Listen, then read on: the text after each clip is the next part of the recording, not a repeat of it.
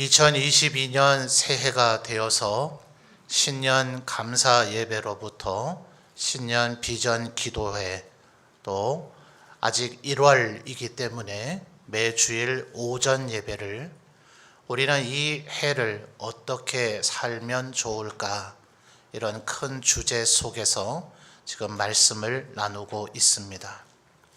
오늘 우리가 읽은 본문의 말씀 속에서 바울 사도는 우리는 그리스도의 향기와 또 그리스도의 편지로 그렇게 살아야 한다 라고 이야기를 하고 있습니다.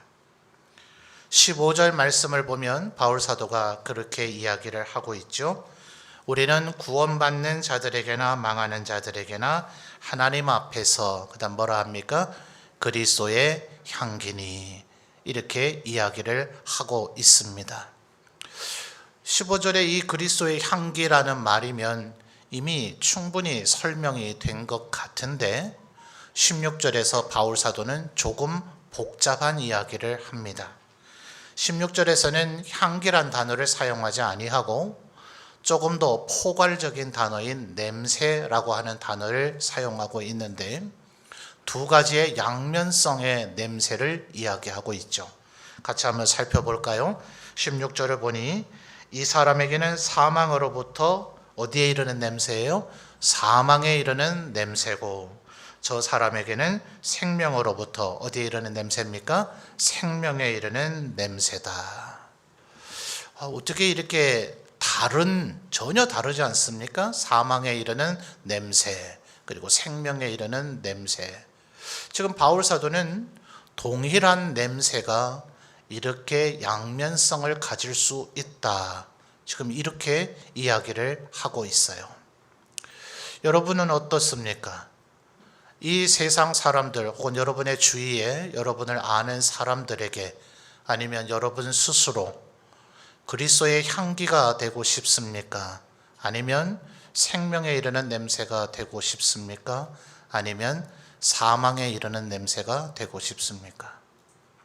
사망에 이르는 냄새라 하는 것은 아마도 썩고 부패하는 과정 속에서 나는 냄새를 말할 터인데, 그 누구도 그런 냄새가 되고 싶은 사람은 없을 것입니다. 바울 사도의 형편은 어땠을까요? 지금 15절 16절에서 이런 얘기를 하고 있는데 고린도후서 1장에서부터 2장 14절까지를 보면 바울 사도의 지금 형편이 어떠한가 하는 것을 조금 살펴볼 수가 있습니다. 먼저 1장으로 한번 거슬러 가볼까요? 1장 15절과 16절을 살펴보겠습니다. 1장 15절 16절 여러분이 읽어주세요. 시작.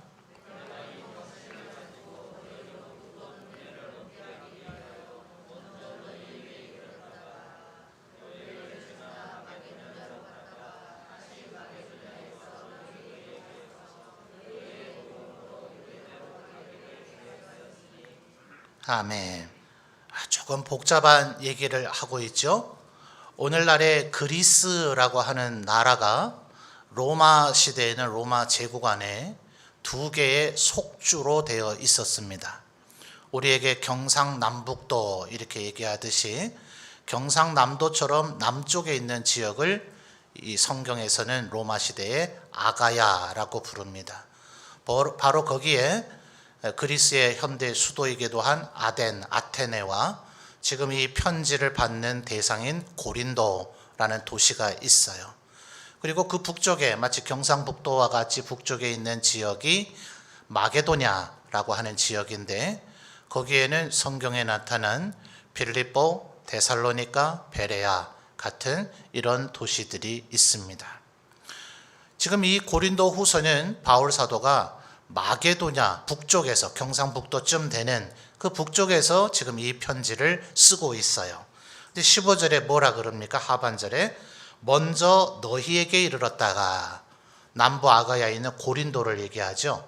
북부 마게도냐에서 고린도로 내려갔다가 다시 16절에 다시 마게도냐로 북상을 했다가 또다시 마게도냐에서 남부 아가야에 있는 고린도로 내려갔다가 유대로 갈 것을 계획했다. 좀 복잡하죠. 근데 바울 사도가 이 얘기를 고린도인들에게 조금 이렇게 이야기를 했었던 것 같아요.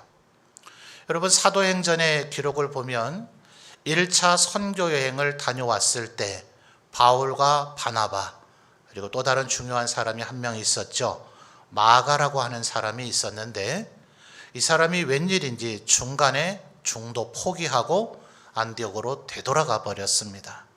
아마도 신학자들은 극심한 병에 시달린 것이 아닌가 이렇게 보고 있는데, 문제는 2차 선교 여행을 할 때에 바나바는 마가가 일부러 그랬겠는가, 우리 용납하고 데리고 갑시다 이러는데, 바울은 그렇게 충성스럽지 못한 사람, 책임감 없는 사람은 이런 일을 함께 할 수가 없다, 이런 식의 주장을 하면서 바울과 바나바가 극심히 다투어 선교팀이 아예 둘로 나누어지게 됩니다.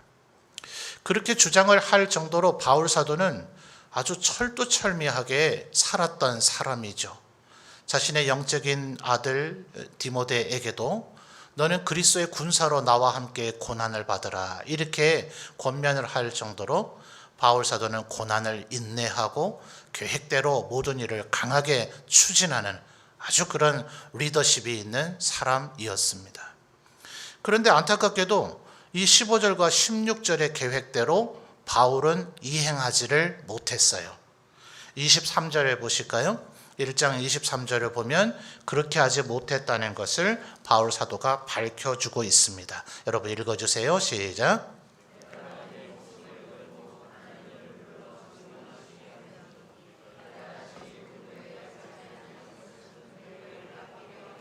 아멘. 자, 고린도에 갔어요? 못 갔어요? 못 갔어요. 지금 15절, 16절에서 분명히 마게도냐에서 고린도로 갔다가 다시 마게도냐로 올라왔다가 다시 한 번 더 고린도를 갔다가 유대까지 가겠다, 이렇게 내 계획이 이렇다, 이렇게 얘기를 했었는데 고린도를 결국 오지를 못했습니다. 그러니까 모든 고린도 성도들이 그런 것은 아니지만 뭐 하는 거야, 이런 식으로 왜 말한 대로 행하지를 못하는가, 바울 사도가 맞는가, 이렇게 자기가 말한 거 하나 책임지지 못하는 사람이 무슨 일을 할 수 있겠는가라는 식의 비난들이 제법 있었습니다.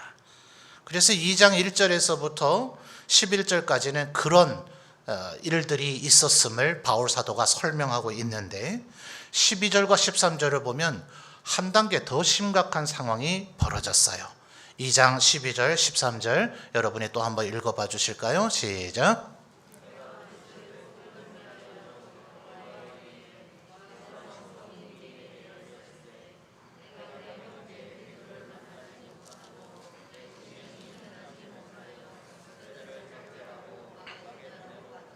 아멘.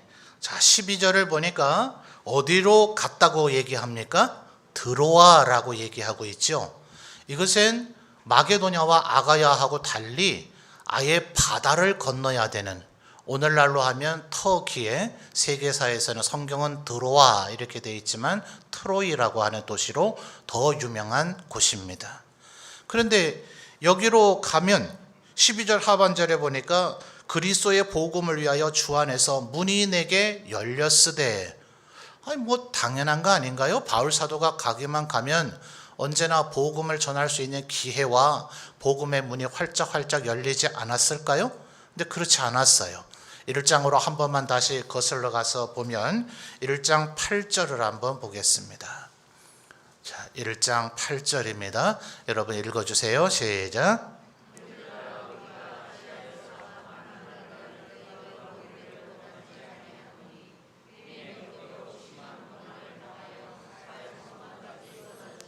아멘. 자, 8절을 보니까 아시아에서 이렇게 얘기하고 있죠. 이것은 오늘날 우리 대한민국도 위치하고 있는 대륙 아시아를 얘기하는 것은 아닙니다. 로마 제국 안에, 그래서 오늘날의 대륙의 아시아와 구별하기 위해서 신학자들은 흔히 이것을 소아시아라고 부르는데, 계시록 2장과 3장을 보면 에베소를 필두로 한 빌라델비아, 라오디게아 등의 7교회가 다 이 소아시아에 위치하고 있는데, 지금 2장 12절에서 말한 드로아도 이곳에 인접한 지역입니다. 그런데 지금 1장 8절에서 아시아에서 무슨 일을 겪었다 합니까? 환난을 당했는데 8절 하반절에 어느 정도로요? 힘에 겹도록 심한 고난을 당해서 8절 하반절에 뭐라 얘기합니까? 살 소망까지 끊어졌고요. 9절엔 더 심한 얘기를 합니다. 우리는 우리 자신이 뭘 받은 줄 알았어요? 사형 선고를 받은 줄 알았답니다. 10절에 그가 이같이 뭐에서요? 큰 사망에서. 그러니까 아마도 이 드로아를 포함한 터키의 지역인 이 소아시아 지역에서 얼마나 험악한 일을 겪었었는지 우리가 짐작이 좀 되죠. 그러니 2장 12절에 그렇게 복음을 전하기에 고난이 되고 고통스러웠던 그 드로아에서 복음의 문이 열렸다면 이제 바울 사도가 왕성하게 힘을 다해서 사역을 했었어야 될 것 같지 않아요? 그러니 어떤 면에서는 그래서 우리 고린도를 안 오고 마게도냐에서 바로 바다를 건너 드로아로 간 것인가? 라고 생각을 할 수도 있었을 터인데 13절에는 어이없는 얘기가 나옵니다. 내가 내 형제 누구를 만나지 못했어요? 디도를 만나지 못함으로 어떤 마음이 됐습니까? 내 심령이 편하지 못하여 그들, 여기서 말하는 그들은 12절에 드로아 사람들인데 그들을 작별하고 마게도냐로 되돌아가 버렸대요. 와, 바울 사도에게도 이런 일들이 있었군요. 사도행전에는 사실은 이런 이동 경로들을 상세하게 설명하고 있지는 않아서 중간 과정에 이런 일들이 있었는지는 고린도후서를 통해서 우리가 알게 되는 거예요. 그러니 아마 성도님들이 이런 여정이 있었는지는 잘 모르셨던 분도 계셨을 겁니다. 그러니 모든 사람이 그랬던 것은 아니지만 바울 사도에게 뭐라고 했다고요? 뭘 이렇게 자기가 말한 대로 지키지를 못하는가? 자기는 마가를 그렇게 하면 안 된다고 그렇게 책망해 놓고서는 자기는 계획대로 안 하고 일로 갔다 절로 갔다 하고 겨우 디도를 만나지 못했다고 심령이 불편해졌다고 복음을 전할 기회가 이제 겨우 열렸는데 복음도 전하지 않고 되돌아가 버리는가? 온갖 비난을 바울 사도가 들었습니다. 자, 그러니 지금 바울 사도는 16절에 표현한 대로 사망에 이르는 냄새인 겁니까? 생명에 이르는 냄새인 겁니까? 어쩌면 오늘 우리가 살아가는 삶에도 여러분 어떠세요? 아마 우리들 누구라도 그리스도를 아는 향기로 살아가고 싶을 겁니다. 때로 향기답지는 못하더라도 생명에 이르는 냄새로라도 살아야지 사망에 이르는 냄새로 살고 싶은 사람은 아무도 없을 거예요. 그런데 여러분 살아왔던 생애들이 어떻습니까? 늘 향기롭기만 했었나요? 어쩌면 좀 지워버리고 싶고 정말 없었으면 좋았을 그런 기억들이 혹시 있지는 않습니까? 요즘 젊은 세대들이 이불킥이라는 말을 하더라고요. 킥, 발로 찬다는 얘기죠. 축구할 때 주로 하는 거죠. 근데 이불킥이라는 게 뭘까요? 낮에 자기가 하는 행동이 얼마나 부끄럽고 창피했는지 자기가 부끄러워하는 것조차도 남에게 들키기가 싫어가지고 이불 속에 들어가서 마치 자기가 자기를 걷어차듯이 이불 속에서 발길질을 하는 거래요. 아우 창피해 죽겠다 이러는 거예요. 지금 고개 끄덕끄덕 하거나 웃으시는 분은 종종 하시는 겁니까? 혹시 우리의 생애 가운데 그런 일은 있지 않더냐 하는 거죠. 그리스도의 향기로 살아가고 싶고 생명에 이르는 냄새를 내며 살고 싶지만 어쩌면 우리의 삶을 되돌이켜 보면 또 3년째 이어지고 있는 이 코로나 상황에서 보면 2022년 새해가 열렸기 때문에 이 해는 하나님 앞에 영광 돌리며 살아봐야지라고 마음에 결심을 하거나 결심을 하고 싶은데 전혀 가능한 일이 없는 것 같아 보일 이때에 우리 스스로가 또 사망에 이르는 냄새 수준이 돼버리는 거 아닐까 하는 두려움이 있지는 않더냐 하는 거예요. 그런데 14절에 보니 바울 사도가 놀라운 얘기를 합니다. 여러분 14절 읽어주십시오. 시작. 자, 준비 아직 안 되셨나 봐요. 다른 데 아니고요. 2장 14절이에요. 준비되셨죠?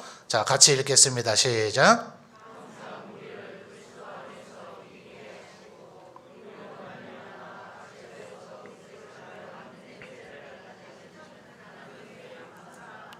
아멘.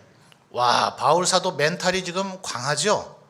많은 사람들이 지금 바울 사도 보고 이 사람 사도가 맞나? 뭐 말한 대로 안 하고 왜 이렇게 계획을 이랬다 저랬다 바꿔대는가? 온갖 비난을 다 당하고 있는데 바울 사도가 뭐라 그럽니까? 14절에 첫 단어가 뭐예요? 항상. 그 다음 뭐라 얘기하죠?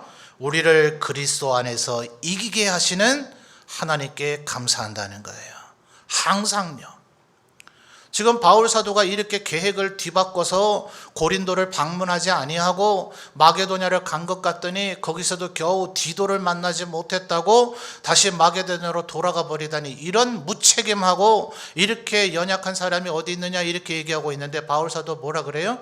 항상 그리스도 안에서 우리를 이기게 하시는 하나님께 감사한다. 왜냐하면 16절을 다시 한번 잘 보십시오. 똑같은 일을 보더라도 어떤 이들에게는, 이 사람에게는 사망으로부터 사망에 이르는 냄새이지만 저 사람에게는 어때요? 생명으로부터 생명에 이르는 냄새라 하는 거예요. 여러분, 우리들이 행하는 모든 일들이 하나님 모르시게 벌어지는 일이 있습니까? 없죠.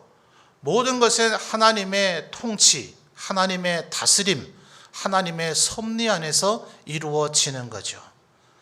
그러니 하나님께서 그 뜻대로 부르신 자들에게는 모든 것이 합력해서 뭘 이루어요? 선을 이룬다고 바울 사도는 이야기하고 있어요.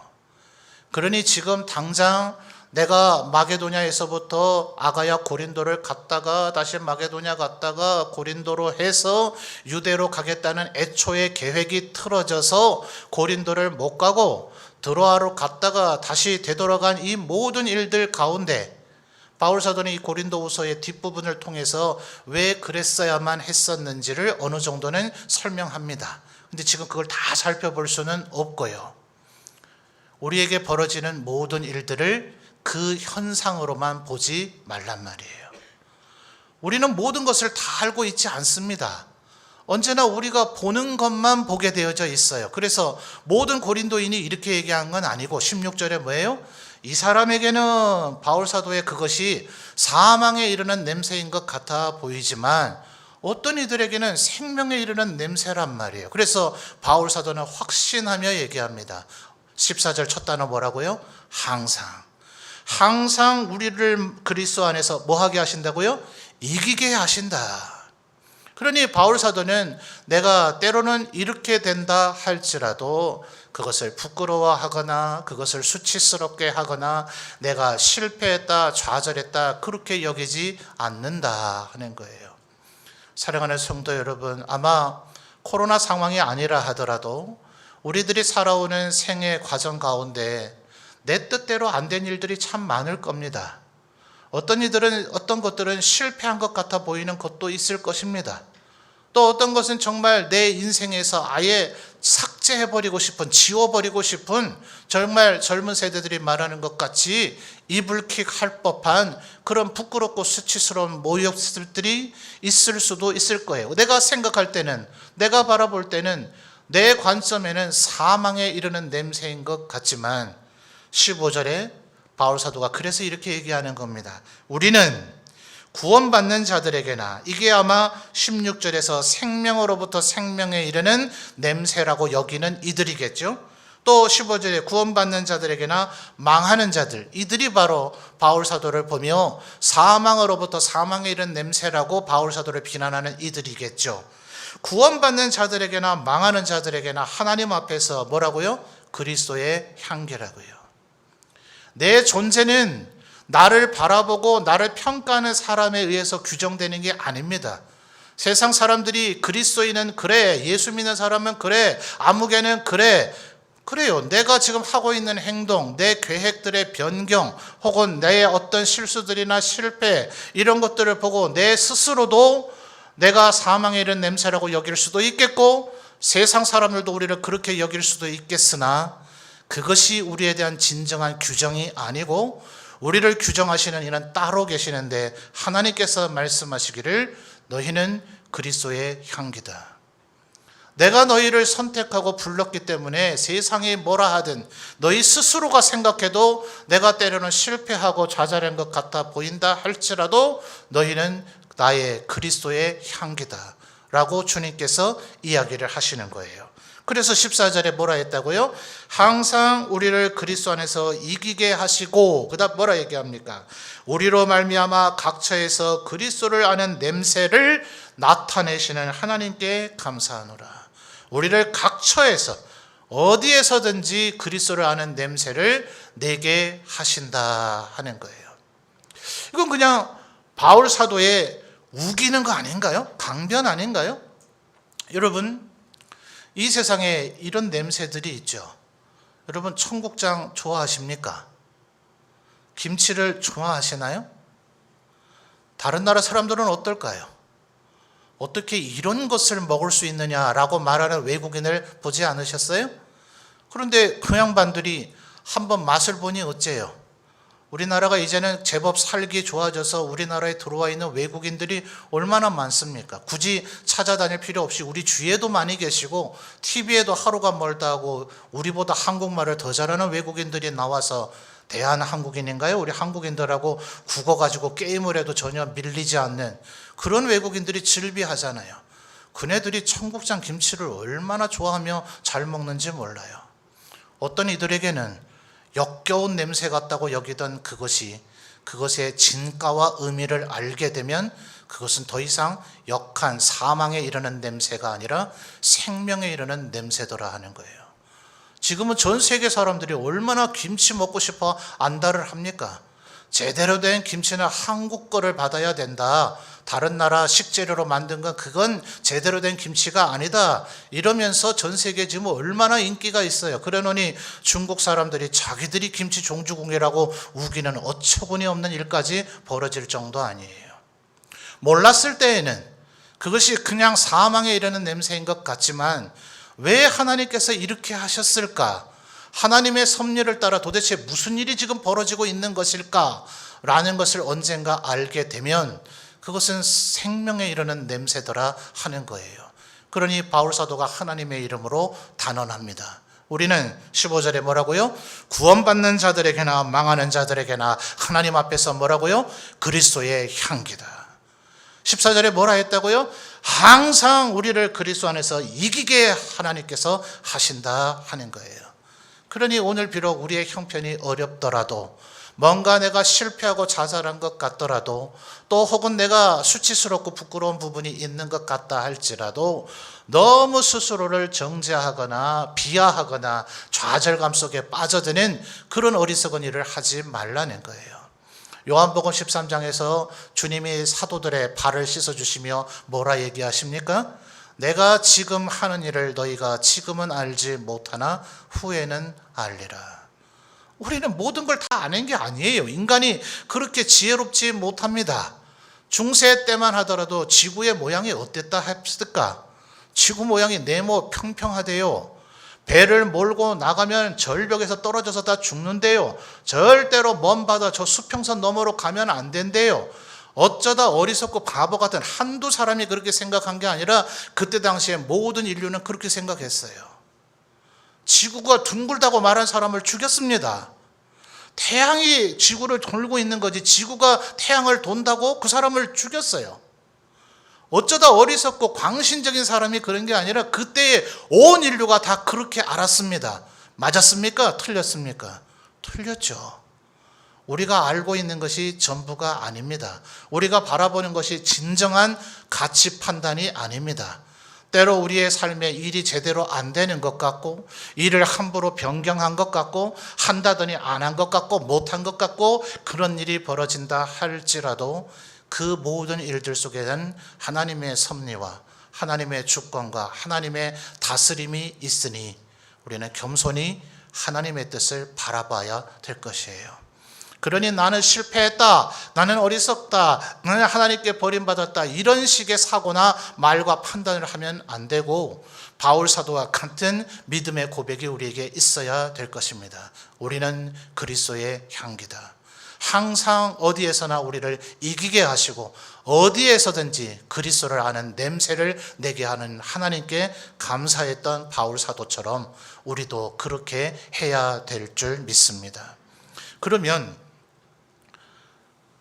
우리의 모든 것이 다 제대로 되고 잘 되고 한 것이니 목사님 이제 설교 중단하세요. 우리한테 잔소리하지 마세요. 알아서 할 것이고 또 지금 다 잘 되고 있는 거라면서요.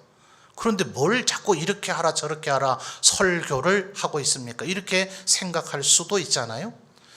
이 바울 사도가 이렇게 생각하고 있는 비결이 3장 3절의 얘기를 하고 있습니다.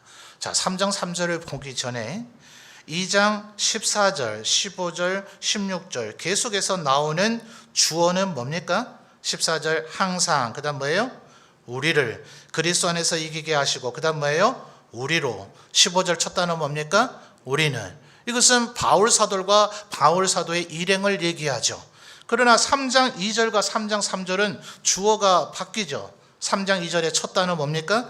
너희는 우리의 편지라. 3절이 보다 이 2절의 명제를 상세하게 설명합니다. 3장 3절 여러분이 한 번만 다시 읽어볼까요? 시작.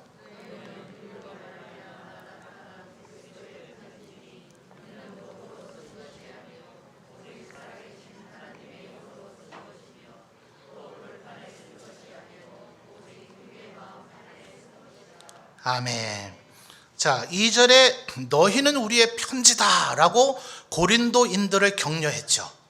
여러분 고린도 전후서를 보면 지금 바울 사도를 말이야 고린도에 온다 해놓고 오지도 않고 말이야 계획을 맘대로 바꾸고 말이야 드로아에 갔다가 그 정도 이유로 되돌아가 버리고 말이야 이 비난했던 사람들 다 어디 사람들일까요? 고린도인들입니다. 고린도 성도 전부 다가 이렇게 비난한 건 아니지만 고린도인들인데 그러다 보니 한 발짝 물러나서 보면 바울 사도는 그렇다 치더라도 고린도인들은 사망에 이르는 냄새구만. 고린도인들은 영 안 되겠구만. 그런데 바울 사도가 2절에 말하는 너희 누구라고요? 고린도인들이요. 너희는 우리의 편지다. 고린도인들 괜찮다. 너희도 우리처럼 그리스도의 향기며 너희는 그리스도의 편지인 존재들인데 3절에 우리로 말미암아 나타난 그리스도의 편지인데 두 개의 개념으로 설명합니다. 하나는 이게 아니라 하면서 이거라고 얘기하죠. 첫 번째 문장 뭡니까? 먹으로 쓴 것이 아니고 오직 살아계신 하나님의 영으로 쓴 것이고 두 번째 문장 뭐죠? 돌판에 쓴 것이 아니고 육의 마음판에 쓴 거다라는 거예요. 자, 첫 번째 말한 먹으로 쓴 것 뭘까요? 구약의 율법을 상징하는 표현인데 파피루스와 양피지 같은 것에 잉크, 먹으로 쓴 것 말입니다. 우리 한글로 번역하다 보니 먹으로 이렇게 돼 있지만 잉크를 얘기하는 거죠. 자, 한번 쓰면 변경하기가 쉽습니까? 어렵습니까? 잉크로 썼으니 이거 변경하기 쉽지 않아요. 그리고 두 번째 얘기하는 돌판에 쓴 것, 바로 떠오르는 게 있죠. 뭡니까? 시내산에서 하나님께서 주신 돌에 새긴 십계명을 얘기합니다. 먹으로 쓴 것보다 더 변경하기가 어렵겠죠. 그런데 바울 사도는 지금 그거라고 합니까? 그게 아니라고 합니까? 너희는 우리로 말미암아 나타난 그리스도의 편지인데 먹으로 쓴 것도 아니고 돌판에 쓴 것도 아니다. 너희라고 하는 그리스도의 편지는 어떤 것이냐? 명제, 긍정적 명제가 뭡니까? 하나님의 영으로 쓴 것이고 두 번째요, 오직 육의 마음판에 쓴 것이다. 육의 마음판은 어디를 얘기합니까? 우리의 마음, 우리의 내면, 우리의 심령을 얘기하죠. 변해요, 안 변해요? 변하죠. 성령 충만하고 은혜 충만하면 거룩하게 성화되어질 줄 믿습니다. 우리가 끊임없이 항상 어디서나 이기게 되는 이유는 성령께서 쓰시는 편지이기 때문에 그렇다. 성령님께서 우리의 마음에 우리의 육의 마음판에 쓰시기 때문에 그 성령이 물론 분명히 우리의 삶에 바뀌지 않아야 될 부분도 있어요. 그러나 바뀌어야 될 부분도 있습니까? 없습니까? 있지요. 그래서 하나님께서 모든 것이 뭐예요? 합력해서 선을 이루어 가심으로 오늘의 우리의 상황에서도 내일에 더 바뀌어질 우리의 상황에서도 날이 가면 갈수록 그리스도를 닮아갈 우리의 모습에서도 올해 우리 신년 비전기도회 때 나눴던 말씀처럼 디모데에게 바울 사도가 안수해서 다시 불릴 듯하게 하는 것처럼, 우리가 다시금 철을 날카롭게 하는 것처럼, 친구의 얼굴을 빛나게 하는 것처럼, 우리에게 주신 직분이 화목하게 하는 직분이므로 화목하게 하는 말씀으로 우리가 그리스도 안에서 화목하고 화평을 이루게 하는 이 모든 일련의 과정을 통해서 우리를 더욱더 향기나게 하시고 더욱더 그리스도의 편지로 읽혀지게 하신다 하는 거예요. 그러니 절대로 좌절하거나 낙심하거나 포기하지 말고, 내 삶에 실패 있는 것 같아 보일지라도, 내 뜻대로 되는 것이 잘 없는 것 같아 보일지라도, 올해 하나님 앞에 영광 돌리며 살고자 하지만 아직 왠지 장벽 앞에 서 있는 것 같다 할지라도 14절 첫 단어 뭐라고요? 항상 우리를 이기게 하시는 하나님을 신뢰하며 성령님의 인도하심을 따라 살아가리라 다짐하고 결단하시는 성도들이 되시기를 바랍니다. 성령님 의지하고 살아가면 항상 우리를 이기게 하시고 어디에서나 그리스도를 아는 냄새를 나타내게 하시는 하나님께서 우리를 그리스도의 향기와 그리스도의 편지로 만들어 주실 줄 믿습니다. 이 믿음 가지고 이 한 해 힘차게 살아가시는 우리 모든 성도들이 되시기를 주님의 이름으로 축원합니다.